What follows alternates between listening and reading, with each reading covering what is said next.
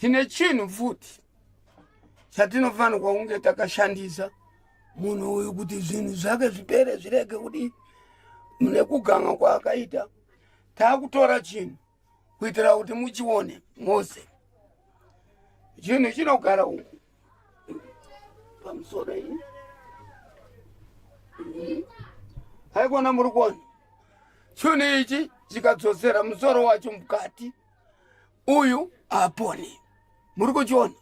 Ndo chinhu chacho chakaita kuti uyu adi zvese zvanga zvichiitika ndo chinhu chacho ichochi. Haikona machiona. Chinotogarawo chiri pakanhingirika. Chinhu chinotofamba musafunga kuti achifambe. Machiona here? Muri kuchiona? Ndo chinhu chakaroyawo. Ndiwo runyoka kwacho ikoko. Ichi chinhu ichi aichafa uyu arapiki. Mapanzoka? Machiona here Mosi sekuru? Makambochiona ichi? Chakafanana nekamba. Asi icho haichisi kamba. Chinobva kumarawo ndo rukawo kwatinogadzira kuti munhu akaita zvekuti aite zvechiure akabatwa nerukawo. Iye zvinotarisai iwe dzokera makare. Chadzokera. Machiona kuti achiziva ndachitaurira kuti dzokera.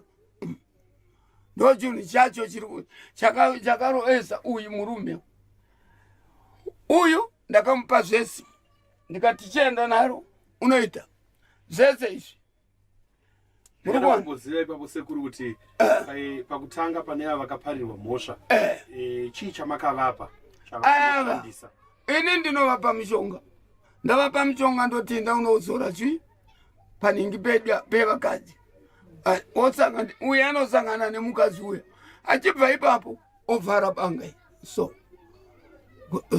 ravharwa banga. Mariona banga iri kuno rikazoshayikwa kuti rarasika. Uye hachaponi. Hazviitika chero mukafamba papi chero kumaprofita hazviitika. Iye zvino takutora huku itinoibata yakufa kuitira kuti tidzorere. Takudzosera chinhu muningi mumba macho machinogara. Ndo chinhu chacho ichochi.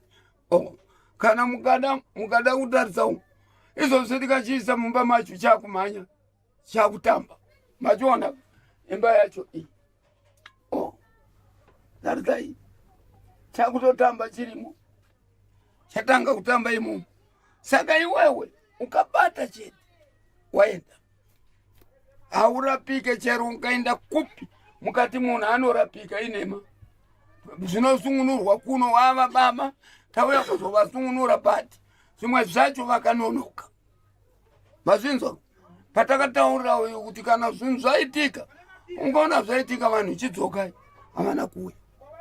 Zvave nenguva manje. Saka apa takutoshanda katatu. Muri kuenda iye zvino modzoka. Mozoenda kechi3 motsvanga futi huku.